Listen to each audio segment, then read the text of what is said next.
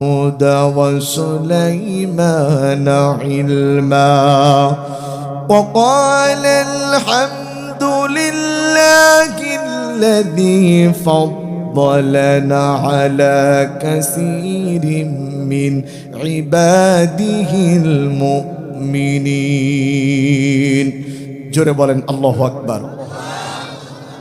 আমি আপনাদের সামনে সূরা নামল থেকে 15 নম্বর আয়াতে কারিমা, সূরা নামলের 15 নম্বর আয়াতে কারিমা তেলাওয়াত করেছি। আল্লাহ পাক বলেন, ওয়ালাকাদ আতাইনা দাউদ ওয়া সুলাইমানা ইলমা, আমি দাউদ এবং সুলাইমানকে জ্ঞান দান করেছিলাম। এই জ্ঞান পাওয়ার পর তারা আমার শুকরিয়া আদায় করেছে, আর আমি তাদেরকে অনেক মুমিনদের ভিতরে শ্রেষ্ঠত্ব দান করেছিলাম। জোরে বলেন সুবহানাল্লাহ।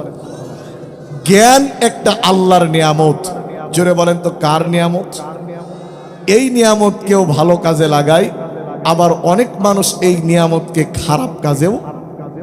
জ্ঞান দিয়ে কত লোক তো শিক্ষা প্রতিষ্ঠান গড়ে, মাদ্রাসা গড়ে, অসংখ্য দিন ভোলা মানুষদেরকে জ্ঞান দিয়ে দিনের পথে ডেকে আলো জ্বালিয়ে দেয়।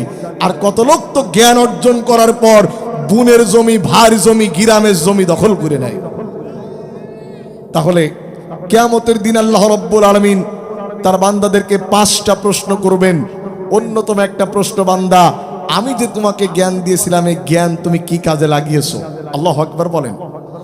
এই জন্য জ্ঞান দিয়ে কাউকে গীবত করা যাবে না, পরনিন্দা করা যাবে না, কারোর বিরুদ্ধে মামলা হামলা করা যাবে না। জ্ঞানটা লাগাতে হবে আল্লাহর পথে কাজে। রাজি আছি তো ইনশাআল্লাহ? আল্লাহ বলছে, আমি দাউদ এবং সুলাইমানকে জ্ঞান দান করেছিলাম। অনেক জ্ঞানী ছিলেন দুই বাপ বেটাই, দুইজনই ছিলেন নবী। সুবহানাল্লাহ বলেন। ভাইরা আমার, দাউদ আলাইহিস সালাতু সাল্লাম, তাদের কথা কোরআনুল কারীমে দাউদ এবং সুলাইমানের কথা অসংখ্য জায়গায় এসেছে। দাউদ আলাইহিস সালাতু সাল্লাম কত বড় জ্ঞানী ছিলেন। তিনি ছিলেন একটা দেশের প্রেসিডেন্ট। তিনি একদিন আল্লাহর কাছে বললেন, আল্লাহ, আমি যখন মারা যাব আমার রাষ্ট্রের দায়িত্বভার কে গ্রহণ করবে? যদি আপনি জানাতেন আমি খুশি হতাম। আল্লাহ পাক বলল, দাউদ, তুমি যেহেতু জানতেই চেয়েছো, আগামীকাল জিবরিল আমিন একটা বাক্স নিয়ে যাবে এবং এই বাক্সের ভিতরে তোমার রাষ্ট্রের পরবর্তী নেতা কে হবে তা এই বাক্সই নির্ধারণ করে দেবে। সুবহানাল্লাহ বলেন। পরের দিন জিবরিল আমিন দাউদের কাছে একটা বাক্স নিয়ে হাজির হয়ে গেলেন। জিবরিল আমিন বললেন, আল্লাহর নবী দাউদ, আপনি আপনার জনগণকে ডাকুন। আল্লাহ রাব্বুল আলামিন এই বক্সের ভিতরে কি জিনিস পাঠিয়েছে যে বলতে পারবে সেই পরবর্তী এই রাষ্ট্রের প্রেসিডেন্ট হবে। জোরে বলেন আল্লাহু আকবার। দেশের বুদ্ধিজীবীরা চলে এলো, অসংখ্য লোক বাক্সের গোড়ায় হাজির হয়ে গেল। কোনো ব্যক্তি বলতে পারল না বক্সের ভিতরে কি আছে। সকাল থেকে দুপুর গড়িয়ে গেল, কেউ বলতে পারে না বক্সের ভিতরে কি আছে, কারণ বক্সটা লক করা। এবার দাউদ আলাইহিস সালাতু সাল্লাম, দেশের বুদ্ধিজীবী সুশীল সমাজ যখন ফেল করে গেল, তখন তার 19 জন সন্তানকে কাছে ডাকলেন। জোরে বলেন, দাউদের সন্তান সংখ্যা কতজন?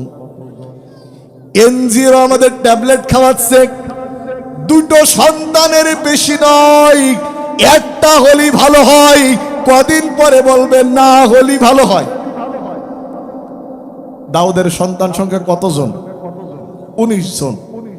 বড় সন্তানকে ডেকে বলা হলো, বাবা, আল্লাহ রাব্বুল আলামিন এই বক্স পাঠিয়েছে, বক্সের ভিতরে কি আছে যে বলতে পারবে সেই রাষ্ট্রের প্রেসিডেন্ট হবে? তুমি কি বলতে পারো? বড় ছেলে বলছে, আব্বু বক্সটা ওপেন করে দেন, তাহলে বলে দিচ্ছি। এটা তো আপনি আমি হলেও পারতাম, কথা বলেন ঠিক কিনা? বড়জন বলতে পারল না, মেজজন বলতে পারল না, সাজেজন বলতে পারল না। এইভাবে করে এক এক করে যখন সবগুলি সন্তান ফেল করছিল, দাউদের সর্বকনিষ্ঠ সন্তানের নাম সুলাইমান। ওই দিক দিয়ে সুলাইমান আল্লাহর কাছে দরখাস্ত দিয়ে দিল, আল্লাহ পাক, তুমি যদি মনে করো আমি সুলাইমান এই রাষ্ট্রের প্রেসিডেন্ট হলে ভালো হয়, তুমি যদি মনে করো আমি সুলাইমান এই রাষ্ট্রের নেতা হলে ভালো হয়, তাহলে বক্সের ভিতরে কি আছে আমার বলার তৌফিক তুমি দান করে দাও। জোরে বলেন না আল্লাহু আকবার। আল্লাহ রাব্বুল আলামিন জিবরিল আমিন পাঠিয়ে দিলেন। আল্লাহ পাক বলে, জিবরিল জলদি করে চলে যাও, আমি সুলাইমানের আকতি মিনতিতে খুশি হয়েছি সুলাইমানের উপরে। তুমি সুলাইমানের কানে কানে বলে দাও, বক্সের ভিতরে 3টা বস্তু আছে। জোরে বলেন, বক্সের ভিতরে বস্তু আছে কয়টা? সর্বশেষ দাউদ আলাইহিস সালাতুস সালাম সুলাইমানকে বলছে, বাবা সুলাইমান, তোমার কোনো ভাই বলতে পারলো না বক্সের ভিতরে কি আছে, তুমি কি বলতে পারো নাকি? সুলাইমান বলছে, আব্বু আপনি যদি দোয়া করেন, আমার আল্লাহ যদি দয়া করে, আমি বলে দিতে পারবো বক্সের ভিতরে কি আছে। দাউদ আলাইহিস সালাতুস সালাম বলল, বাবা সুলাইমান, দেশের জনগণ বলতে পারলো না, এমনকি তোমার ভাইরা পর্যন্ত বলতে পারলো না, তুমি জলদি করে বলো বক্সের ভিতরে কি আছে, আমি জানতে চাই। ও আল্লাহর প্রিয় বান্দারা, দাউদের যদি ওই বক্সের ভিতরে জিবরিল কি নিয়ে এসেছে তা জানার প্রয়োজন হয়, আপনার আমারও শোনার ইচ্ছা। জোরে বলেন আছে না নাই? আর একটু জোরে বলেন আছে না নাই? তবে সেটাও আমি বলছি আমার আলোচনার শেষে, ইনশা ওই বক্স না খুলে আমরা বাড়ি যাব না। রাজি আছি তো ইনশাল্লাহ? একটু জিকির করেন লা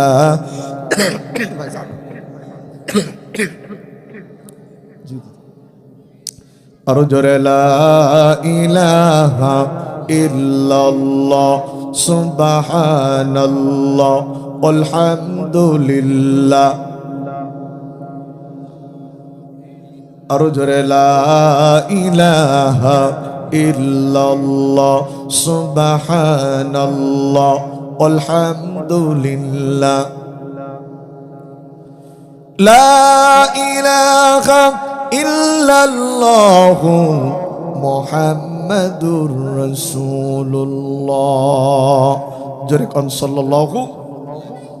সুলাইমান কত জ্ঞানী ছিলেন, একবার এক বুড়ি এসে বলছে, হে আল্লাহর নবী দাউদ, বাতাস আমার আটা নিয়ে গেছে, আপনি বিচার করে দেন। দাউদ আলাইহিস সালাতুস সালাম বাতাসের বিচার কিভাবে করবে? উনি বুড়ির বক্তব্য শুনে বসে, বুড়ি তোমার আটা ছিল কতটুকু? বসে প্রায় কেজি খানিক। দাউদ আলাইহিস সালাতুস সালাম মহিলাকে 5 কেজি আটা দিয়ে দিয়েছে। 1 কেজি আটা বাতাস নিয়েছে, 5 কেজি পেয়েছে। মহিলা খুশি হবে না বেজার হবে? মহিলা খুশির চোটে যাওয়া শুরু করেছে। গেট পার হয়ে দেখে একটা বাচ্চা ছেলে ওখানে দাঁড়িয়ে আছে। বলছে, বুড়িমা কোথায় গেছিলে? তোমার আব্বুর কাছে গেছিলাম। কেন? বাতাস আমার আটা নিয়ে গেছে, তাই বিচার চাইতে গেছিলাম। আমার আব্বু কি করলো? 5 কেজি আটা দিয়েছে। সুলাইমান ছোট্ট মানুষ গিয়ে বলছে, বুড়িমা আপনি গিয়ে বলেন আল্লাহর নবী, আমি আটা চাই না, আটার বিচার চাই। গিয়ে বলছে, আল্লাহর নবী আমার আটার দরকার নেই, আপনি বিচার করে দেন। দাউদ আলাইহিস সালাতুস সালাম মহিলাকে 10 কেজি আটা দিয়েছে। মহিলা খুশি হবে না বেজার হবে? খুব খুশির সাথে একেবারে টান টান করে হেঁটে চলে যাচ্ছে 10 কেজি আটা নিয়ে। এবার সুলাইমানের সাথে আবারও দেখা। গিয়ে বলছে, কি বললো? বলে 10 কেজি আটা দিয়েছে। বলে গিয়ে বলেন আটার দরকার নেই, বিচার চাই। এবার মহিলা গিয়ে বলছে, আল্লাহর নবী আমার আটার প্রয়োজন নেই, আপনি বিচার করে দেন না। দাউদ আলাইহিস সালাতুস সালাম 20 কেজি আটা দিয়েছে। আপনারা বলেন মহিলা খুশি হবে না বেজার হবে? 20 কেজি আটা নিয়ে নড়তে পারছে না। দাউদ আলাইহিস সালাতুস সালাম একজন গার্ডকে ডেকে বলল, এই ওর বাড়িতে আটা পৌঁছে দাও। এবার মহিলা যখন গেট পার হয়েছে, ছোট্ট সুলাইমানের সঙ্গে দেখা। গিয়ে বলছে, বুড়িমা কি বললো? তোমার আব্বু আমাকে 20 কেজি আটা দিয়েছে। এইবার বলছে যে আপনি ফের যান। এইবার মহিলা বলছে, আল্লাহর নবী আমার আটার দরকার নেই, আপনি বিচার করে দেন। আল্লাহর নবী দাউদ 40 কেজি আটা দিয়েছে। মহিলা চলে আসছে, গেট পার হচ্ছে। সুলাইমান বলছে, আপনি কোথায় যাচ্ছেন? বলে চলে যাচ্ছি। কেন? 40 কেজি আটা পেয়েছি। বলে আবার যান। মহিলা বলছে, আর দরকার নেই, এবার গেলে আমও যাবে, সালাও আর দরকার নেই। বলে না, আপনি আমার আব্বুর কাছে গিয়ে বলেন যে আটার বিচার করে দেওয়া লাগবে। এইবার মহিলা গিয়ে বলছে, আল্লাহ নবী আমার আটার দরকার নেই, আপনি বিচার করে দেন। দাউদ আলাইহিস সালাতুস সালাম বলছে, মহিলা তোমাকে যখন প্রথমবার 10 কেজি আটা দিলাম, তুমি খুব খুশির 5 কেজি আটা দিলাম, তুমি খুব খুশির সঙ্গে চলে যাচ্ছিলে, তোমাকে বারবার পাঠাচ্ছে কে? তখন মহিলা বলছে, লোকে বলছে ইয ক্বালু লাহু সুলাইমান, লোকে তাকে সুলাইমান বলে ডাকছে। এবার বলছে, সুলাইমান তো আমার ছেলে। এই সুলাইমান এদিকে আসো, আমি মহিলাকে পাঠাচ্ছি, তুমি বারবার তাকে ফিরিয়ে দিচ্ছ কেন? আমি তাকে বাড়ি পাঠাচ্ছি, তুমি ফিরিয়ে দিচ্ছ কেন বাবা? সুলাইমান বলছে, আব্বু মহিলা আপনার কাছে আটা চেয়েছে না বিচার চেয়েছে? সুলাইমান বলছে, আব্বু মহিলা আটা চেয়েছে না বিচার চেয়েছে? দাউদ বলছে, মহিলা তো বিচার চেয়েছে, তা আপনি বিচার করে দেন। দাউদ বলছে, বাতাস আটা নিয়েছে, আমি বাতাসের বিচার কি করে করব? সুলাইমান বলছে, আব্বু আপনি না আল্লাহর নবী, আপনি আল্লাহকে বলে বাতাসকে এখানে হাজির করেন, সে কেন বুড়ির আটার দরকার তার হলো, আর কেন সে বুড়ির আটা নিল? আল্লাহু আকবার বলবেন না? ভাইরা আমার, এক সময় মানুষেরা, এক সময় আল্লাহর নবীরা বাতাসের বিচার করার যোগ্যতা ছিল। আজ হক্কানি ওলামা একরাম আমরা একটা চোরের বিচারও করতে পারছি না, বরংস চোরদের দিন দিন যেন মশান বেড়ে চলছে। আরেকটু আস্তে করে কথা বলেন। এক এলাকায় এক কাফন চোর ছিল। জোরে বলেন, কি চোর? কাফন চোর। লোকজন মারা যেত, কাফন চোর কাফন খুলে নিয়ে বেঁচে দিত। কাফন চোর একদিন মারা গেল। কাফন চোর মারা যাওয়ার আগে সন্তানদের ওসিয়ত করছে, আমি তো মরেই যাব, চলেই যাব, রেখে যাব সবই, আমার সঙ্গে কি তোরা কেউ যাবি? তো বলে, আব্বা আব্বা এই কাফন চোরের সাথে কিনা যাবে? তো বলছে, শোন, আমি মারার পরে এমন কাম দিবি চালু করে যেন লোকে আমাকে ভালো বলে। এখন কাফন চোরের কি সহজে কি কেউ ভালো বলে? কথা কন। কাফন চোর মরে গেছে। কাফন চোরের বড় ছেলে এসে বলছে, ভাইরা আমার, আমার আব্বার কৃতকর্মের জন্য ক্ষমা চাই, আমাদের বাড়ি 10 দিন ব্যাপী খানার অনুষ্ঠান। কয়দিন ব্যাপী? অনেকে তো জিভেই পানি চলে এসে মনে হচ্ছে, কথা কচ্ছে না কেন? কয়দিন ব্যাপী? তো বলছে, প্রথম দিন কি খাওয়াবা? বলছে, প্রথম দিন খাসি, দ্বিতীয় দিন দেশি, তৃতীয় দিন কয়েল পাখি, চতুর্থ দিন উট, পঞ্চম দিন ডুম্বা, ষষ্ঠ দিন হরিণ, ইত্যাদি ইত্যাদি। এখন গ্রামে তো সব মানুষ একবারে এক গ্রামে থাকে না। আজকেও খোঁজ নিয়ে দেখেন, এই গ্রাম থেকে হয়তো অসংখ্য মানুষ এই জেলার বাইরে আছে, বা কেউ ঢাকাতে গেছে, বা কেউ বিদেশে আছে, ঠিক কিনা?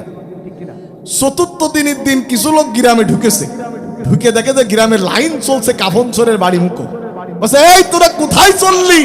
বলছে, কাফন চোরের বাড়িতে খানা খাতি যাচ্ছে। কার বাড়িতে?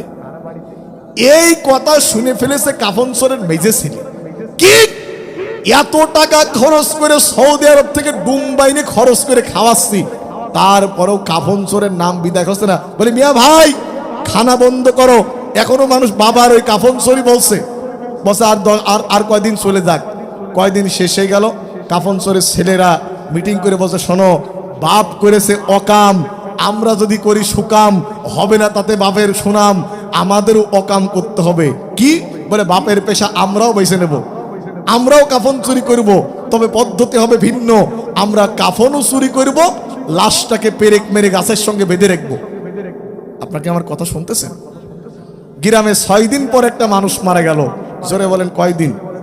6 দিন পর একটা মানুষ মারা গেল, সবাই গায়ে দাফন করে রেখে আসলো। 4 দিন পরে ওই লোকটা ছেলে মাসুদ হুজুরের ডেকে বলছে, হুজুর আসেন তো আব্বার কবরটা একটু জিয়ারত করতে যাই। ছেলে পেলে মাসুদ হুজুরের নিয়ে যে কবর জিয়ারত করতে যেয়ে দেখে কবর আছে, আতাইলি আছে, কিন্তু ভিতরে লাশ নেই। একটা ছেলে হাসি দেওয়া, এই পাগলের দল, তোরা কি করছিস? বলে, বাপের লাশ খুঁজে পাচ্ছি না। বলে, বাপের লাশ দেখো ওই গ্রামের ওই পাশের বট গাছের মাথায় টাঙানো আছে। গ্রামবাসী ছুটে যে দেখলো লাশ আছে ঠিকই, কিন্তু লাশটা উলঙ্গ, লাশটা পেরেক মারা। সবাই তখন বলছে, আগের চোরটাই ভালো ছিল, কারণ ও তো মানুষ মারা গেলে কাফন নিত, ও লাশটাকে উলঙ্গ করে টাঙাইতো না।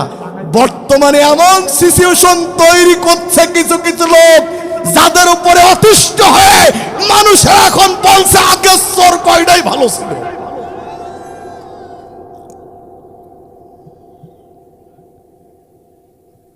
খারাপ লাগতেছে আপনাদের? আমার ভাইয়েরা, সুলাইমান বলছে, আব্বু আপনি না আল্লাহর নবী, আপনি বাতাসের বিচার করে দেন। ভাইয়েরা আমার, সুলাইমান বাতাসের বিচার কিভাবে করলো তাও শোনার দরকার। জোরে বলেন, আছে না নাই?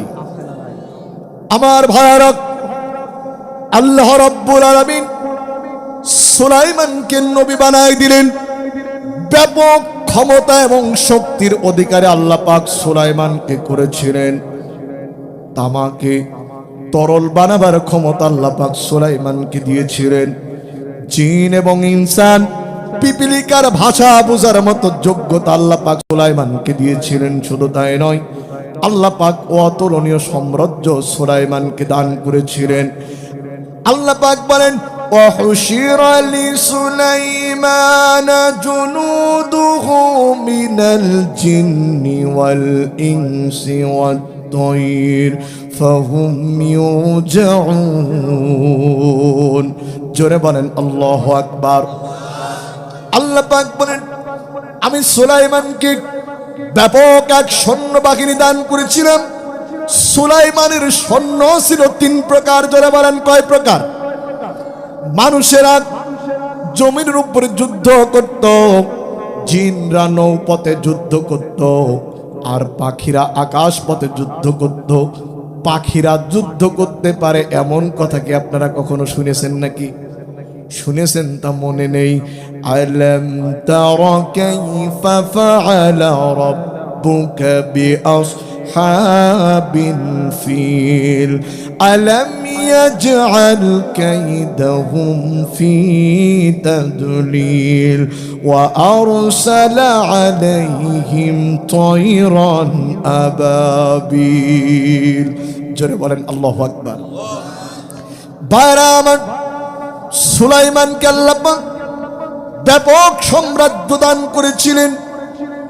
সুলাইমানকে আল্লাহ পাক একটা গোয়েন্দা বিভাগের হেড পাখি, তাকে একটা গোয়েন্দা বিভাগের হেড পাখি দান করেছিলেন। পাখিটার নাম হুদহুদ। জোরে বলেন পাখিটার নাম কি? এই সুলাইমান তার রাষ্ট্রের, এই যে আমাদের আগামীকাল যেমন বিজয় দিবস, এইরকম একটা গুরুত্বপূর্ণ দিবসে সুলাইমান লক্ষ্য করলেন সবাই উপস্থিত রয়েছে। মানুষ সৈন্য উপস্থিত, জিন সৈন্য উপস্থিত, পাখিরাও উপস্থিত, কিন্তু তার গোয়েন্দা বিভাগের হেড হুদহুদ পাখি নাই। সুলাইমান বললেন, আল্লাহ পাক বলেন, তাফাক্কাদাত তায়রা ফাকালা মা লিয়া লা আরাল হুদহুদা আম কানা মিনাল গায়িবিন لأعذبنه عذابا شديدا أو لأن غزبه أو ليأتيني بسلطان مبين। জোরে বলেন আল্লাহু আকবার। সুলাইমান বললেন, আমার কি হলো? আমি সবাইকে দেখি, হুদহুদকে দেখতে পাচ্ছি না কেন? সুলাইমান কিন্তু নিজের দোষ আগে স্বীকার করলেন, আমার কি হলো? আমি সবাইকে দেখছি, হুদহুদকে দেখছি না কেন? এখান থেকে আমাদের নেতাদের শিক্ষা নিতে হবে। আমাদের নেতারা নিজের দোষ তো স্বীকার করে না, বরং নিজের দলের দোষ অনেক নেতারাও স্বীকার করতে চায় না। কথা কি বোঝা যাচ্ছে? সুলাইমান বললেন, আমার কি হলো? আমি সবাইকে দেখি, হুদহুদকে দেখতে পাচ্ছি না কেন? লাউআযিবান্নাহু আযাবান শাদীদান। তোমরা ধরে নিয়ে আসো, অবশ্যই অবশ্যই আমি তাকে শাস্তি দেব, অথবা তাকে জবাহ করব। আর সে যদি তার অনুপস্থিতির কারণ বর্ণনা করতে পারে, আমি তাকে ক্ষমা করে দিব। সুলাইমান রাগের মাথায় একটা রায় দিয়েছেন, তোমরা ধরে নিয়ে আসো, অবশ্যই অবশ্যই আমি তাকে শাস্তি দিব, অথবা তাকে জবাহ করব। সে যদি তার অনুপস্থিতির কারণ বর্ণনা করতে পারে, তবে আমি তাকে ক্ষমা করে দিব। এখান থেকে শিক্ষণীয় বিষয়টা হচ্ছে, ও রাজনৈতিক দলের নেতারা, ও সমাজ যারা চালান, তারা রাগের মাথায় কোনো রায় দেওয়া যাবে? আরেকটু জোরে বলেন, রাগের মাথায় কোনো রায় দেওয়া যাবে? আল্লাহর নবী বলেছেন, বিচারক 3 প্রকার। একরকম বিচারক, যেই বিচারক সত্য শুনলো, বাদী বিবাদীর বক্তব্য শুনলো, তারপরে সঠিক বিচার করলো, ওই বিচারক আল্লাহর জান্নাতে চলে যাবে। জোরে বলেন সুবহানাল্লাহ। আর এক প্রকার বিচারক, যেই বিচারক সত্য শুনেছে, জেনেছে, কিন্তু আল্লাহ বা দেলোয়ার হোসেন সাঈদী সহ হাসিনার প্রবণের রায় দিয়েছে, এই রকম বিচারকগুলি জাহান্নামে চলে যাবে। আর এক রকম বিচারক, যে শুনলো না, জানলো না, ইউটিউবে অথবা অনলাইন থেকে ওকে যা বলে দিয়েছে সেই অনুযায়ী রায় দিয়েছে, এই বিচারক জাহান্নামে যাবে। জোরে বলেন নাউজুবিল্লাহ। সুলাইমান রাগের মাথায় রায় ঘোষণা করেছে, রাগের মাথায় রায় ঘোষণা করেছে। আল্লাহ পাক সুলাইমানকে কন্ট্রোল করে বলল, সুলাইমান তোমার এই রায় দেওয়া উচিত হলো না। একটু জিকির করেন লা ইলাহা, সবাই লা ইলাহা ইল্লাল্লাহ সুবহানাল্লাহ আলহামদুলিল্লাহ। আর জোরে লা ইলাহা ইল্লাল্লাহ মুহাম্মাদুর রাসূলুল্লাহ। চিৎকার করে বলেন সাল্লাল্লাহু। আল্লাহ পাক বলেন ফামাকাসা গায়রা বাঈদিন ফাকালা আহাদতু বিমা লাম তুহিতু বি ওয়া জি'তুকা মিন সাবাইন বিনাবাইন ইয়াকিন। জোরে বলেন আল্লাহু আকবার। কেউ হুদহুদকে ধরতে গেল না, কেউ হুদহুদকে ধরতে গেল না। কিছুক্ষণ পর হুদহুদ পাখি উড়ে এসে সুলাইমানের হাতে বসলেন। সুলাইমানের হাতে বসে বলছে, সুলাইমান আমি যা জানি তুমি তা জানো না। জোরে বলেন সবকিছু যিনি জানেন তিনি কে? জোরে হলো না, আরো জোরে। গায়েবের খবর যিনি জানেন তিনি কে?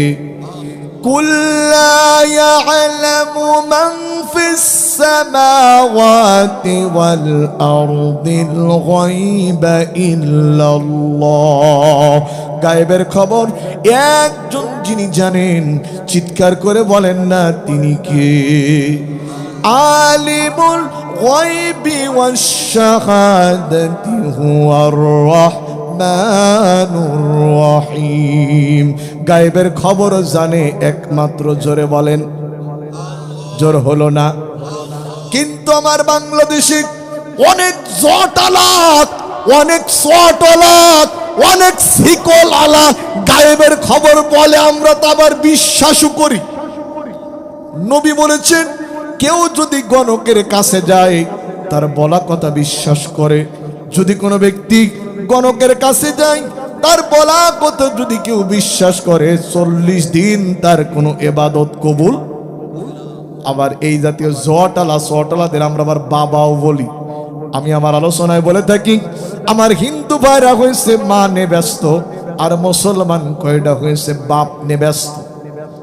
হিন্দুদের মা দুর্গা, মা কালী, মা সরস্বতী, আর মুসলমানদের দয়াল বাবা, গনি বাবা, ন্যাংটা বাবা, সলেমান বাবা, বাবারে বাবা, ওরে বাবা, আরু আছে খাওয়া বাবা। বিভিন্ন ভণ্ড বাবাদের জিকির বাংলার আনাচে কানাচে আছে না নাই?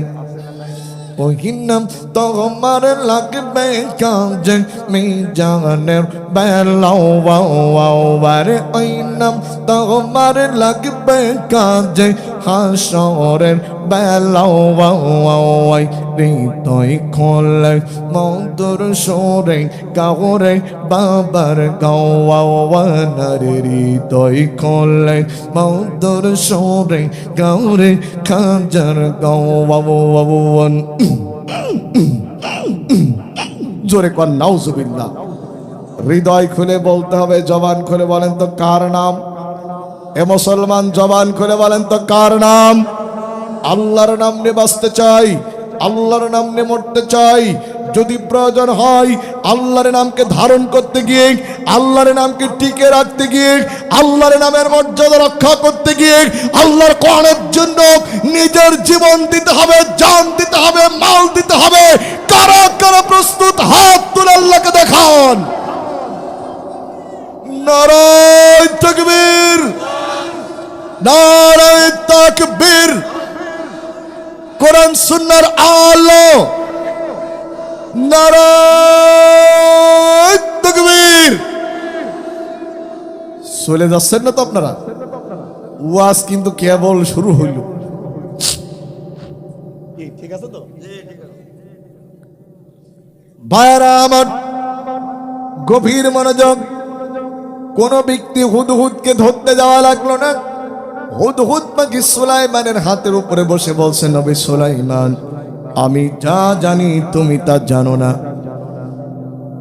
ফামাকাসা গায়রা বাঈদ, আমি এইমাত্র সাবা দেশ থেকে ঘুরে আসলাম। আমি সাবা দেশ থেকে ঘুরে এসেছি। আমি এখানে ছিলাম না, আমি ছিলাম সাবা দেশে। ঐতিহাসিকগণ উল্লেখ করছেন, হযরত সুলাইমানের রাজদরবার থেকে সাবা দেশের দূরত্ব ছিল 1500 মাইল। জোরে বলেন কত মাইল? আরেকটু জোরে বলেন কত মাইল? এই 1500 মাইল হুদহুদ পাখি সফর করে সে বলছে, ইন্নী ওয়াজাদতুম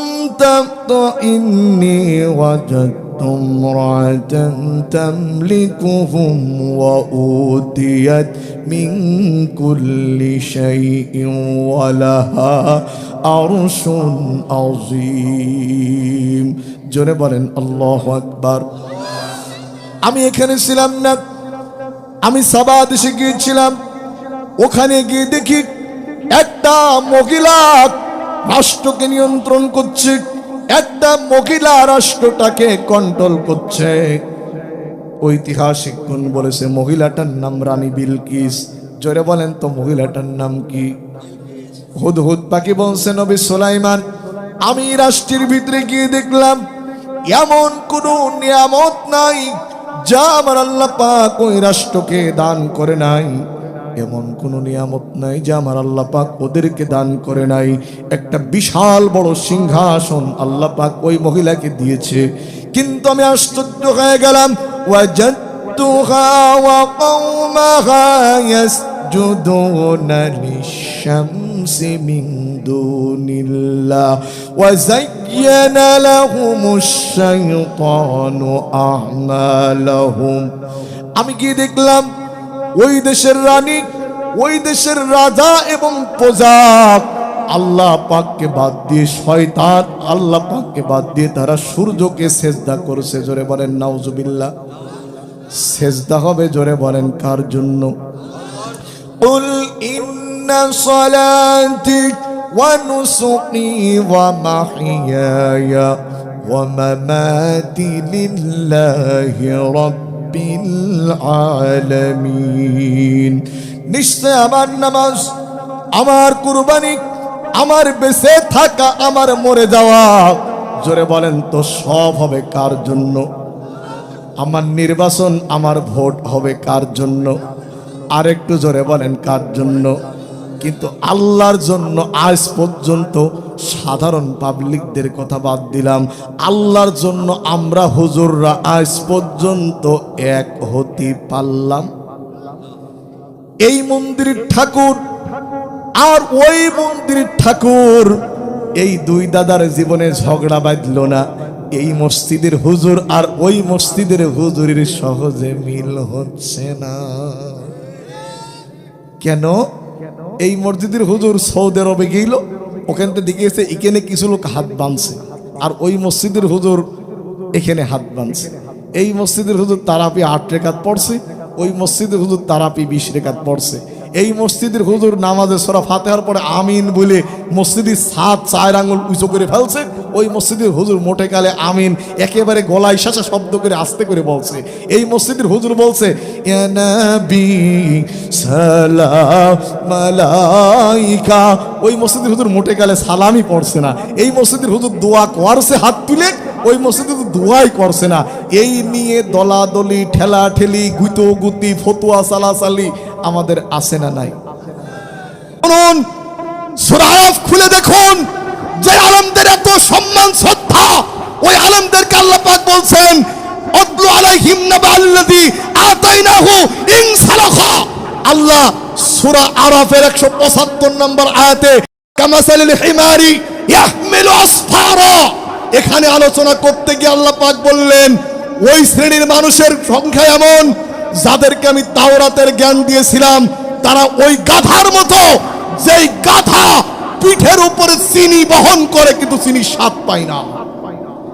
আজ জাতির এই সন্ধিক্ষণে আমরা দেখতে পাচ্ছি জাতির যাদের নেতৃত্ব দেওয়ার কথা ছিল তারা কিছু টাকার বিনিময় রামবামদের পাঁচাটার দালালি শুরু করেছে।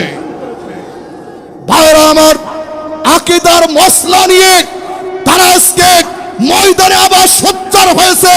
এর আকীদা খারাপ, ওর টুপি খারাপ। বন্ধু, তুমি যার সঙ্গে মিশছো ওর তো আকীদাই নেই। খারাপ লাগতেছে? পিছনের থেকে চলে যাচ্ছে নাকি? ভাইরা আমার, ভাইরা আমার, গভীর মনোযোগ। আমি যেন কোন সূরা থেকে আপনাদের আলোচনা করে শোনাচ্ছি? সূরা নামল। জোরে বলেন কোন সূরা?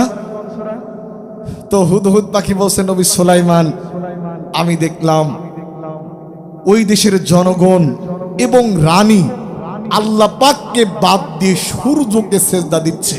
নাউজুবিল্লাহ বলেন। সূর্যকে সেজদা করা শিরিক, চন্দ্রকে সেজদা করা শিরিক, দুর্গা পূজা করা শিরিক, দরগা পূজা করা শিরিক, পীর পূজা করা শিরিক। যদি কোনো ব্যক্তি শিরিক করে, কোরআন বলছে ইন্নাহু মাইয়ুশরিক বিল্লাহ ফাকাদ হারামাল্লাহু আলাইহিল জান্নাহ, যে ব্যক্তি শিরিক করলো তার জন্য আল্লাহর জান্নাত হারাম। নবী বলেছেন ওয়াইন কুতিলতা ওয়া হুররিকতা, যদি তোমাকে জ্বালিয়ে পুড়িয়ে ভস্ম করে দেওয়া হয় তারপরেও তুমি শিরিক করো না। আল্লাহু আকবার বলেন। আপনাকে রাগ করছেন আমার কথায়? একটু জিকির করেন লা ইলাহা ইল্লাল্লাহ, জোরে লা ইলাহা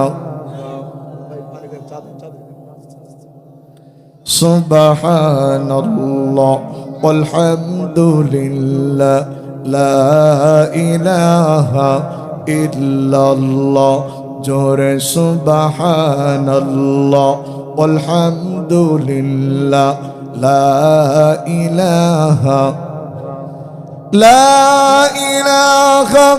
ইল্লাল্লাহ মুহাম্মাদুর রাসূলুল্লাহ। চিৎকার করে বলেন সাল্লাল্লাহু। এইবার হুদহুদ পাখি বলছে আল্লাহ ইয়াসজুদু লিল্লাহিল্লাযী ইউখরিজুল খাবা'a ফিস সামাওয়াতি ওয়াল আরদ ওয়া ইয়া'লামু মা তুখফুনা ওয়া মা তু'লিনুন। আওয়াজ করে বলেন আল্লাহু আকবার। হুদহুদ পাখি বলছে নবী সুলাইমান আল্লাহ ইয়াসজুদু লিল্লাহিল্লাযী ইউখরিজুল খাবা'a ফিস সামাওয়াতি ওয়াল আরদ। ও নবী সুলাইমান, অথচ সিজদা পাওয়ার মালিক তো আমার আল্লাহ, যিনি এই জমিন তৈরি করেছেন, আসমান তৈরি করেছেন। একটু আওয়াজ দিয়ে বলেন তো আসমানের স্রষ্টা কে? জমিনের স্রষ্টা কে? আপনাকে আমাকে বানিয়েছেন কে? কেন বানালেন? রূহের জগতে আল্লাহ পাক আপনাকে আমাকে বলেছিলেন আলাস্তু বিরব্বিকুম, আমি কি তোমাদের রব নয়? আমরা বলেছিলাম কলু বালা। রূহের জগৎ থেকে দুনিয়া আসার পর আল্লাহ পাক বললেন রূহের জগতে যে কমিটমেন্ট তোমরা করে এসেছিলে, ইয়া আইয়ুহান নাসু উবুদু রাব্বাকুমুল্লাযী খালাকাকুম ওয়াল্লাযীনা মিন ক্বাবলিকুম লাআল্লাকুম তাত্তাকুন। হে মানব শুকুর, গোলামি করুক, দাসত্ব করুক সেই রবের যিনি তোমাকে সৃষ্টি করেছেন। আবার যখন কবরে চলে যাব, ওখানে গিয়ে প্রশ্ন করা হবে মার রব্বুকা, বান্দা তোমার রব কে? দুনিয়ায় যে ব্যক্তি রবের গোলামি করবে না, ও কোশ্চিন কালেও কবরে প্রশ্নের উত্তর দিতে পারবে না। কবরে যদি মার রব্বুকা জবাব দিতে হয়, দুনিয়ার থেকে রবের গোলামি করার দরকার আছে না নাই? ওই গোলামি মসজিদের ভিতরে না মসজিদের বাইরেও? আল্লাহ বললেন আলা লাহুল খালকু ওয়াল আমর, জেনে রাখো সৃষ্টি যার। জোরে বলেন আইন চলবে কার? এবার কিন্তু সুর নরম হয়ে গেছে। সৃষ্টি কার? জোর হলো না, আরো জোরে, আর একবার জোরসে মারুন, তাহলে আইন চলবে কার? অনেক মানুষ বলে আমি রাজনীতি ফাজনীতি বুঝি নেই, আবার যখন ভোট দেয় হয় নৌকো মার্কা নাই ধান মার্কা।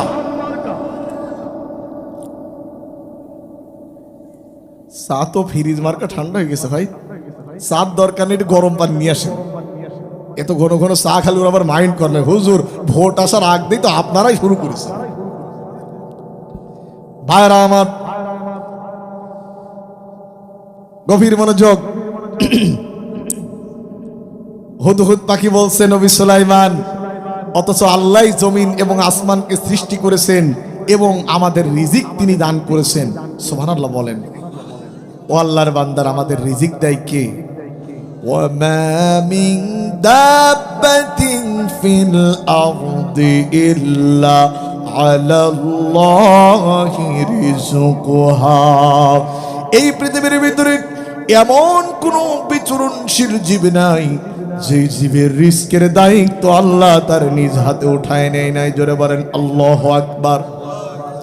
ভাইরা আমার, হুদহুদ পাখি আরো বলছে, আল্লাহু লা ইলাহা ইল্লা হুয়া রাব্বুল আরশিল আযীম। জোরে বলেন না আল্লাহু আকবার।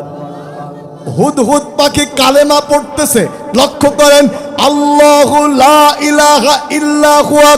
হুদহুদ পাখি কালেমা জানে। অনেক মুসলমানের বাচ্চা আজও কালেমা পড়তে জানে। বলে হুজুর কি বলেন, কত দাওয়াত খালাম, আমি যত মৌতখানা খাইছি আপনার জীবনে আপনি পরের বাড়ি এত খাওয়া খান না। মানুষ মারা গেলে, গরু ছাগল মারা গেলে যেমন শকুন খুশি হয়, মানুষ মারা গেলে এক শ্রেণীর গোপলা মোষওয়ালা ভড়িওয়ালারা খুশি হয়। তখন মসজিদে তসবিহ উইসো করে পকেট ঝেকায়, আমার খানার দাওয়াত দাও, আমার খানার দাওয়াত দাও, আমি তসবিহ নিয়ে আইছি। মসজিদে বলে আসে দে, মসজিদ থেকে 10,000 কলমা খতমের দাওয়াত থাকলো, ইমাম বলে দেয় তুমি 1000, তুমি 1000, তুমি 2000। মাঠে গেছে গরু রাখতে, খুকা গরু ফিরা, গরু ফিরা। ইমাম সাহেব পড়ে লা ইলাহা ইল্লাল্লাহ একবার, আমি না জানা মানুষ ইমামের হয় একবার, আমি না জানা মানুষ আমার হয় 10 বার। খুকা গরু ফিরা, গরু ফিরা, 4-5টা ধাক্কায় চলে গিয়েছে। কারে ফাঁকি দিয়েছে? জোরে বলেন, কারে ফাঁকি দিয়েছে? কি আল্লাহর ফাঁকি দিয়েছে? মনে করেন আমার মাসুদ ভাই চলে যাবে ইমাম প্রশিক্ষণে, ডাক এসেছে খুলনা থেকে ইমাম প্রশিক্ষণ। উনি ইউসুফ ভাইকে দায়িত্ব দিয়ে গেল যে আমি যে কয়দিন না আসি অন্তত দয়া করে আপনি 2 মাস নামাজ পড়াবেন, কমিটি আপনাকে 20 হাজার টাকা দেবে। কয় হাজার টাকা? 20,000 টাকা দেবে। এখন মাসুদ হুজুর এসেছে, ইউসুফ ভাই যাওয়ার পালা। কমিটি টাকা দেওয়ার সময় 9,800 টাকা দিয়েছে। আপনারা বলেন তো কয় টাকা কম দিয়েছে? ভাই কথা না বললে আমি কিন্তু ওয়াজ করবো না। আপনাকে আমার শব্দগুলি বুঝতে পারছেন? আমি কথা না বললে আমি বুঝি যে আমার শ্রোতারা মনে সম্মানে চলে যাচ্ছে। কি হুজুর চলে যাচ্ছে নাকি? কয়টা আছে? আচ্ছা, তাহলে একটু জোরে করে কথা বলতে হবে। রাজি আছেন তো ইনশাল্লাহ? কমিটি টাকা দেওয়ার সময় ইউসুফ ভাইকে 19,800 টাকা দিয়েছে। দেওয়ার কথা ছিল 20,000, দিয়েছে 19,800। আপনারা বলেন তো কয় টাকা কম দিয়েছে? 200। এখন ইউসুফ সাহেব নিয়ে চলে যাচ্ছে। এখন কমিটির পিছনে তো সমালোচনা করা কিছু লোক থাকে না? ওরা কিন্তু নামাজে আসে না, কিন্তু ঠিকই চার দোকানে খাটলায় বিড়ি টানে, বিড়িতে সুখ টান দিয়ে খালি কমিটির সমাজ। এই দেখেছো, এই কমিটির কাজ দেখেছো? মসজিদের টাইলস কেনার জন্য টাকা তুললে এক, দিল আর এক। এই মাইক কেনার জন্য টাকা দিলাম, লাগালো ডুপ্লিকেটটা। এই সমালোচনা করে, ও হুজুর আপনি চলে যাচ্ছেন, আপনার টাকা যা দেওয়ার কথা ছিল ঠিক দিয়েছ তো? বলে ঠিকই দিয়েছে, কয় টাকা কম দিয়েছে? এইবার ওরা গীবত বলা শুনে দেখেছো আপনার মতো হুজুর মানুষের ঠকাইলো।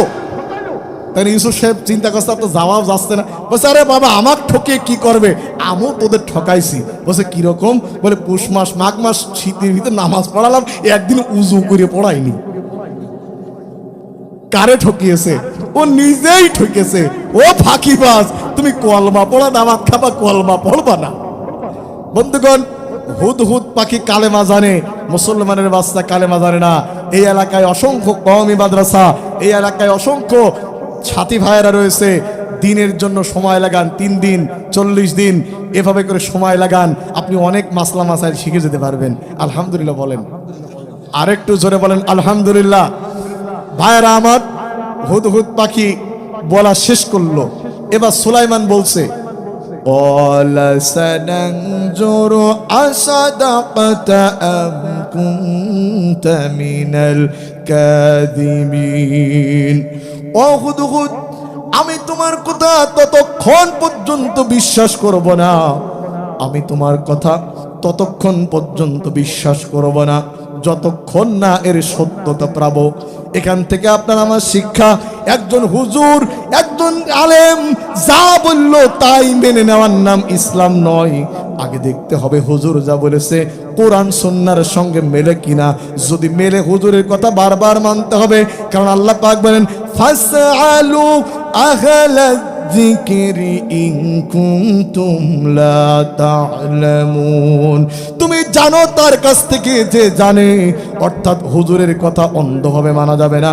হুজুরের কথা কোরআন সুন্নাহর সঙ্গে মেলে কিনা তা যাচাই বাছাই করার দরকার। জোরে বলেন আছে না নাই? আরেকটু জোরে বলেন আছে না নাই? সুলাইমান বলল হুদহুদ, আমি তোমার কথা ততক্ষণ পর্যন্ত বিশ্বাস করব না যতক্ষণ এর সপক্ষে কোনো প্রমাণ না পাই। ইযহাব বিকিতাবি হাযা ফাআলকিহি ইলাইহিম সুম্মা তাওয়াল্লা আনহুম। এই যে একটি পত্র লিখে দিলাম, এই যে একটি চিঠি লিখে দিলাম, এই চিঠিটা তুমি রানী বিলকিসের দরবারে নিয়ে যাও। হুদহুদ পাখির মাথা ছোট, হুদহুদ পাখির মাথা ছোট, কিন্তু মাথার ভিতরে অনেক বুদ্ধি। সুবহানাল্লাহ বলেন। আমাদের দেশের নেতাদের মাথা অনেক মোটা, এই নেতাদের মাথায় ছাই ভস্ম বুদ্ধি নেই। আজকাল ভোটের জন্য পাগল হয়ে গিয়েছে, আজকাল ভোটের জন্য পাগল হয়ে গিয়ে আলেমদের সম্পর্কে আজে বাজে মন্তব্য করছে। এক লোকের গরু হারিয়ে গিয়েছে। কি হারিয়ে গিয়েছে? ছেলে গরু খুঁজতেছে, বাপ গরু খুঁজতেছে, ছেলে প্রাইভেট পড়ে বাড়ি আসছে, মোড়ে দেখা, বলছে আব্বা কনে যাচ্ছ? বলে ভাইরে সে গরু হারিয়ে গিয়েছে। কি হারিয়ে গিয়েছে? কি বললো ছেলেকে? ছেলে মার কাছে এসে বলছে, মা ব্যাটিং পত্র গোছাও, পাবনা হেমায়তপুরে সিট বুকিং দিয়েছি অনলাইনে, চলো আব্বাকে নিয়ে পাবনায় যেতে হবে। বলে কে? বলে আব্বা আজকে আমাকে ভাই বলেছে। বলে দাঁড়া বাড়ি আসো। বাড়ি আসার পরে খেতে মেতে দিয়েছে। বলছে আচ্ছা তুমি নাকি খোকাকে ভাই বলেছো? বলছে মারে এইরকম গরু হারিয়ে গেলে কি মাথায় কাজ করে? এক গরু হারিয়ে গিয়ে ছেলে হচ্ছে ভাই, বউ হচ্ছে ওইটা। আজকাল অনেক নেতাদের হুজুরদের ঠেকানোর জন্য মাথা খারাপ হয়েছে, কখন যে কি বলছে তা ঠিক পাচ্ছে না।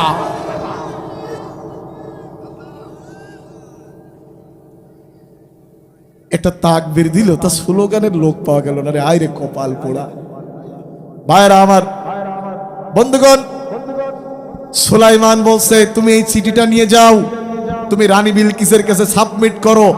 হুদহুদের মাথা ছোট কিন্তু তাতে বুদ্ধি অনেক বেশি। চিন্তা করলো সুলাইমানের চিঠিটা আমি কিভাবে পৌঁছাবো। এক পর্যায়ে সিদ্ধান্ত নিল সুলাইমানের চিঠি আমি রানী বিলকিসের দরবারে সুচিন্তিত মতামতের ভিত্তিতে যত্ন সহকারে রানী বিলকিসের দরবারে পৌঁছাবো। আল্লাহু আকবার বলেন। আরে আমাদের পলিয়ে যাওয়া ওই স্বৈরাচার, তার যদি প্রোটোকল থাকে, আজ থেকে হাজার হাজার বছর আগের কাহিনী, রানী বিলকিসের প্রোটোকল ছিল না? আরেকটু যেমন ছিল না, একটা বর্ণনা এসেছে তার আশপাশে, তার রাজ দরবারের আশপাশে ৮৪,০০০ সৈন্য পাহারা দিত। আল্লাহু আকবার বলেন। হুদহুদ পাখি, এখন মানুষ গেলে তো মানুষ চেক করে, কিন্তু পাখিকে কে আবার চেক করবে? রানী বিলকিস দুপুরের লাঞ্চ আওয়ারের পরে রানী বিলকিস যখন ঘুমাতে গেল, চতুর্দিকে দুর্ধর্ষ সেনাবাহিনীরা পাহারা দিচ্ছে। এইবার হুদহুদ পাখি আস্তে করে উড়ে গিয়ে রানী বিলকিসের রাজপ্রাসাদে ঢুকে রানী বিলকিসের বুকের উপরে নবী সুলাইমানের চিঠিটা রেখে আসলো। জোরে কোন আল্লাহু আকবার। কিছুক্ষণ পর রানী বিলকিসের ঘুম ভেঙে গেল। কিছুক্ষণ পর রানী বিলকিসের ঘুম ভেঙে গেল। ঘুম ভাঙার পরে বুকের উপরে হাত দিয়ে দেখতেছে ভার ভার লাগতেছে কেন। হাত একটু বাড়িয়ে দেখে বুকের উপরে একটা কাগজ। কাগজটা উঠানোর পরে রানী বিলকিস কাগজের উপরে 3টা চুমা খেয়েছে। আপনারা বলেন তো, রানী বিলকিস কাগজটাকে অসম্মান করলো না সম্মান করলো? সম্মান করলো। 3টা চুমা খেয়েছে। 3টা চুমা খাওয়ার পর রানী বিলকিস গেট দিয়ে বেরিয়ে সেনা সদর দপ্তরে গিয়ে বলল, সেনাবাহিনীর লোক, তোমরা কেমন পাহারা দিয়েছো? ও ওয়াকারুজ্জামান, তুমি কেমন কাজ করতেছো? সেনাবাহিনীর লোকজন বলল, রানী, আল্লাহর কসম করে বলি, একটা পিপিলিকা পর্যন্ত আপনার রুম পর্যন্ত যেতে দিইনি। রানী বিলকিস বললেন, পিপিলিকা যদি না যেতে পারে তাহলে এই চিঠি আমার রুমের ভিতরে কিভাবে গেল? আল্লাহু আকবার বলে। রানী বিলকিসের ভয় হওয়া শুরু হলো। আমার সেনাবাহিনীদেরকে মিস্টেক করে, আমার এসএসএফ বাহিনীদেরকে মিস্টেক করে যিনি এই চিঠি আমার রুম পর্যন্ত পৌঁছাতে পারে, নির্দিষ্ট নিশানায় যদি চিঠিটা জালনা দিয়ে ফেলতো আমার পায়ে গোড়ায় পড়তো, যদি আরেক জায়গা দিয়ে রাখতো হয়তো আমার টেবিলের নিচেই চলে যেত। এমন ভাবে যিনি চিঠিটা রেখেছে আমার বুক পর্যন্ত রেখেছে, অর্থাৎ তার এত বড় ক্ষমতা, সে যদি ইচ্ছে করে আমার প্রাণ পাখিও হরণ করে নিতে পারে। আমার সেনাবাহিনী আমার কোনো কাজে লাগবে না। রানী বিলকিসের ক্ষমতা হারানোর কারণে অলরেডি পা কাঁপা শুরু হয়েছে। বর্তমানে ক্ষমতার চিন্তায় কিন্তু অনেক দলের নেতাদের কাঁপাকাঁপি শুরু হয়েছে, যার কারণে জুলাই যোদ্ধা শরীফ উসমান হাদির নামটা পর্যন্ত ভালো করে বলতে পারছে না। ভাইরা আমার, গভীর মনোযোগ দিয়ে শুনুন, আমি আপনাদের সামনে সূরা নামল থেকে কথা বলছি।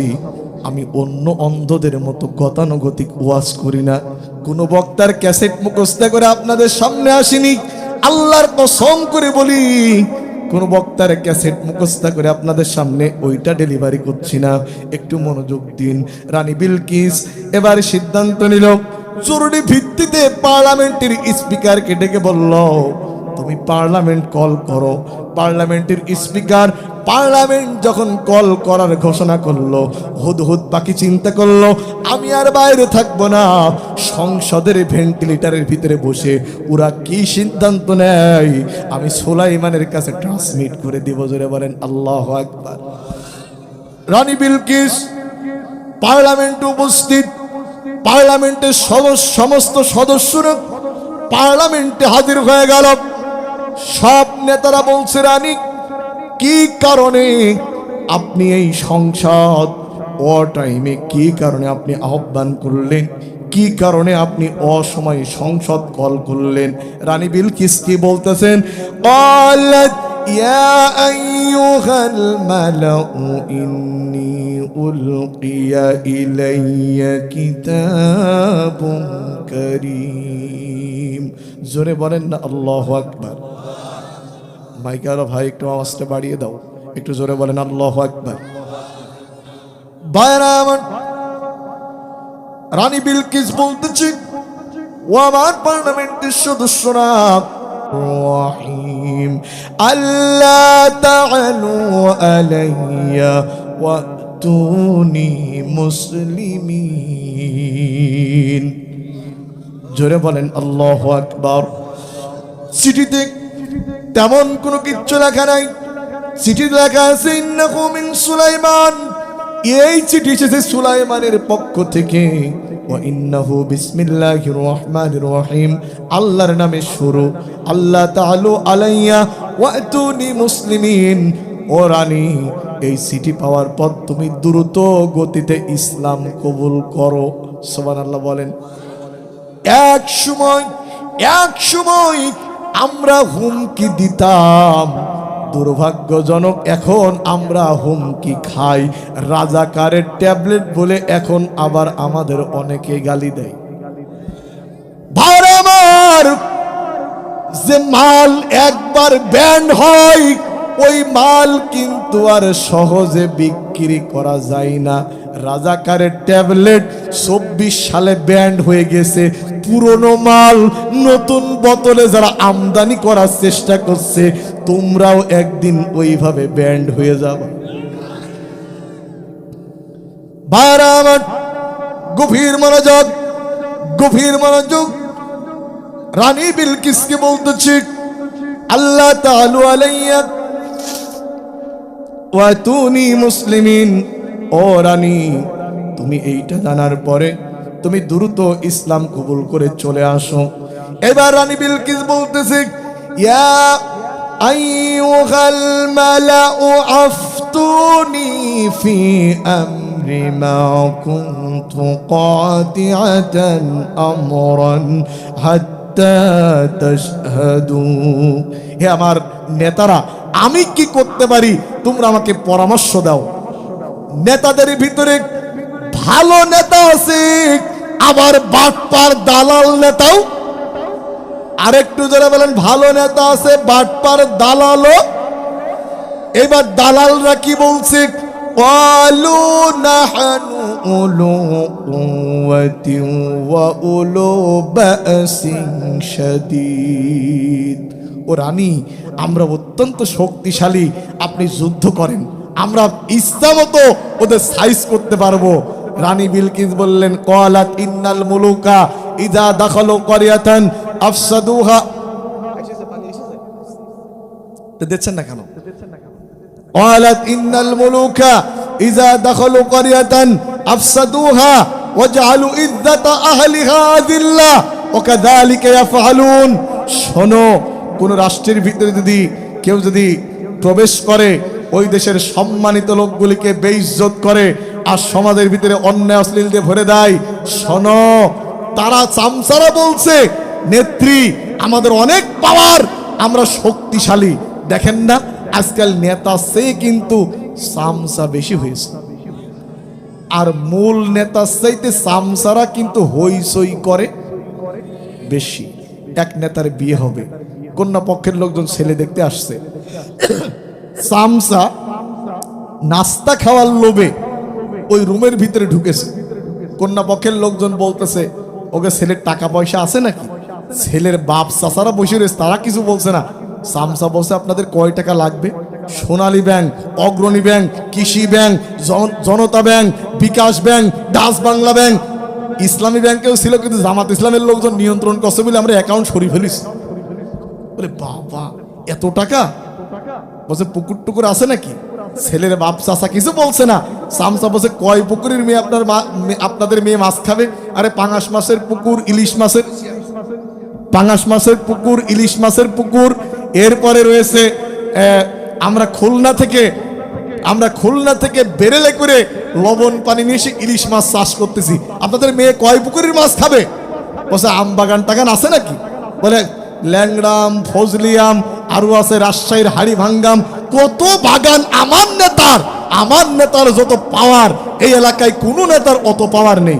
ইতিমধ্যে যা দেখতে এসেছে বর, ও আবার আমার মতো ঠক করে একটা কাশি দিয়েছে। কন্যা পক্ষের লোকজন বলছে, ছেলের কাশিও আছে নাকি? চামচা বলছে, শুধু কি কাশি, ওর যক্ষাও আছে। আপনারা বলেন তো, এই বিয়ে থাকবে না ভাঙবে? আরেকটু যেমন থাকবে না ভাঙবে? বর্তমানে নেতাদের ফিল্ড নষ্ট করছে কিছু কিছু উশৃঙ্খল চামচাগুলি। ওগুলি বলা শুরু করছে, নেতার নাম বলার আগে উজু করে নেও। খারাপ লাগতেছে? বিরক্ত হচ্ছেন নাকি আপনারা? না না, এরকম বেশি আবেগী হয়েন না।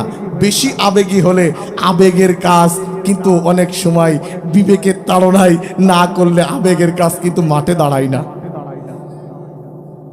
ভাইরা আমার, আমি মনে হয় আপনাদের বিরক্ত করছি।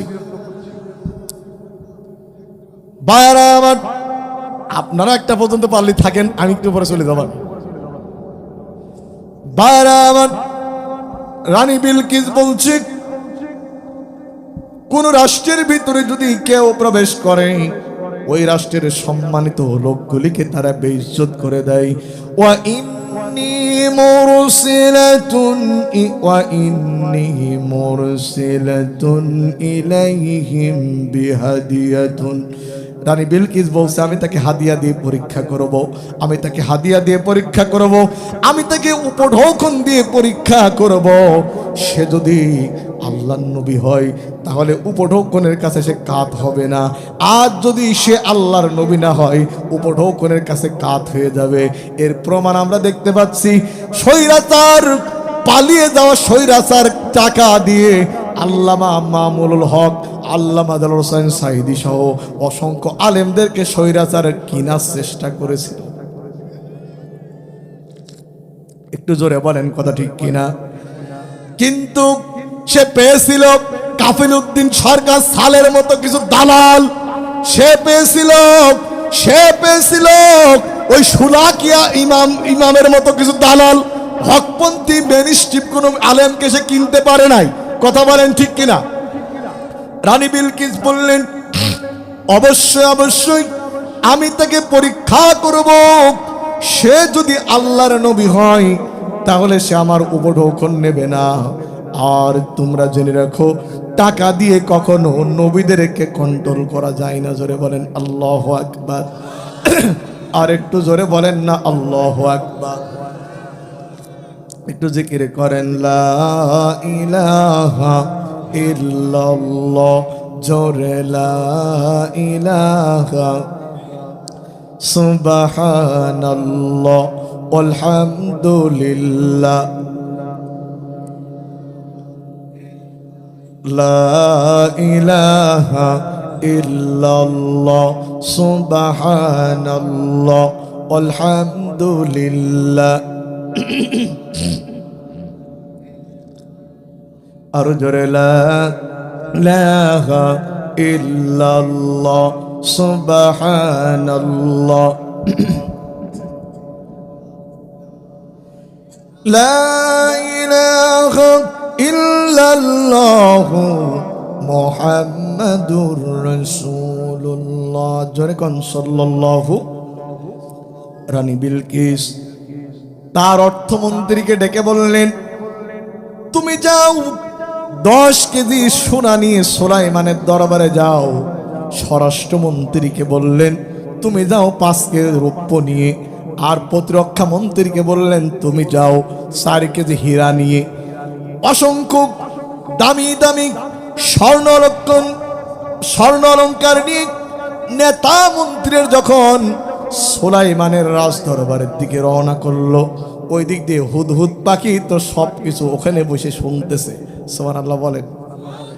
হুদহুদ পাখি বাতাসকে ডেকে বলল, বাতাস, রানী বিলকিস কিছু উপঢৌকন নিয়ে লোকজন পাঠাচ্ছে, নবী সুলাইমান যেন এগুলিকে টাচ না করে তুমি বলে দাও।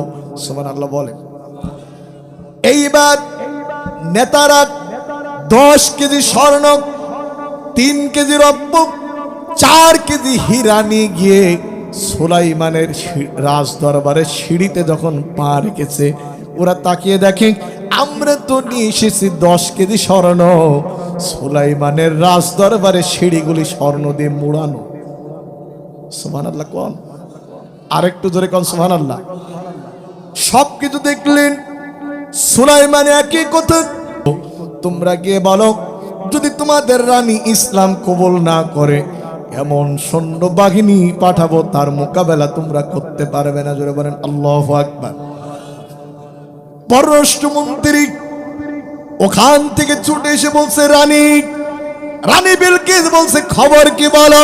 বলে খবর টবর থন, আগে কলমা পড়েন। আল্লাহু আকবার বলেন। রানী বিলকিস বলছে, কলমা পড়বো পরে, আমি আর একবার সুলাইমানকে পরীক্ষা করতে চাই। জোরে বলেন আল্লাহু আকবার। কি পরীক্ষা করতে চাই শোনার দরকার আছে না নাই? তার আগে 2-1টা কথা, শুধু ওয়াজ শুনলে হবে না, আমাদের 5 ওয়াক্ত নামাজ পড়তে হবে। পড়বো তো ইনশাল্লাহ? অনেকে বলে হুজুর নামাজ আমি না পড়লে কি হবে, আমার ঈমান। তোমার ঈমান এখন মাপবো। বলে হুজুর কি দিয়ে মাপবেন? তোমার ঈমান মাপবো আমি হাদিস দিয়ে। আল্লাহর নবী বলেছেন লা দীনা লিমান লা সালাতা লাহু, যার কাছে নামাজ নাই ওর কাছে দিন নাই, ঈমান নাই। নবী বলেছেন মান তারাকা সালাতাম মুতাআম্মিদান ফাকাদ কাফারা, ইচ্ছে করে যে ব্যক্তি নামাজ ছেড়ে দিল কাফের হয়ে গেল।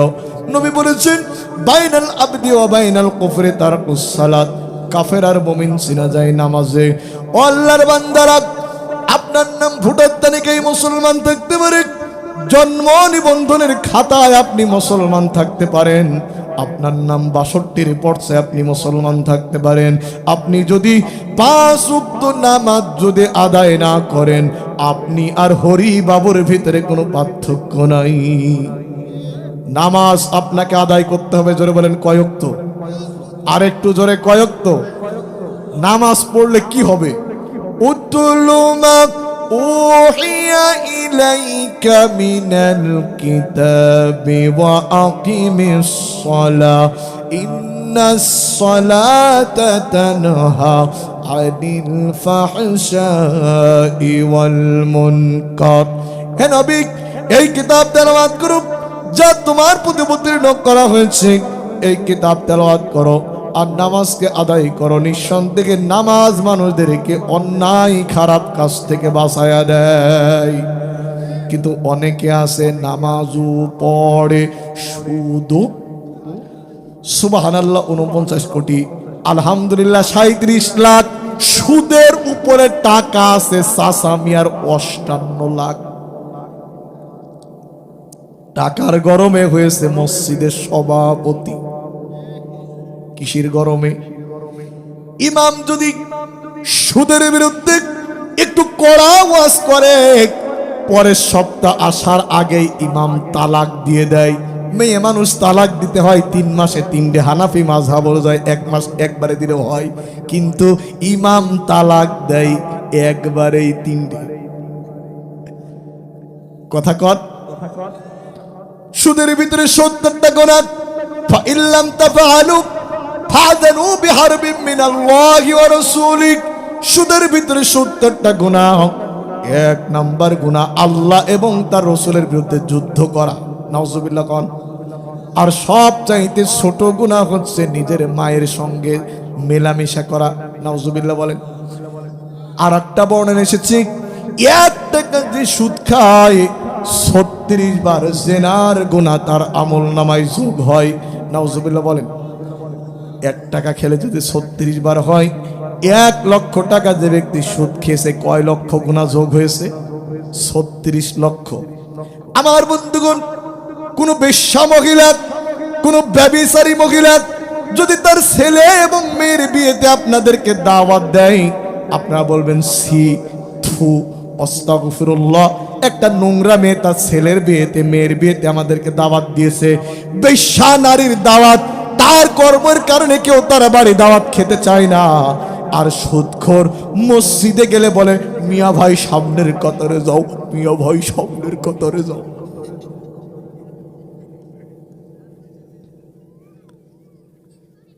কথা বলেন, কথা বলেন, কথা বলেন।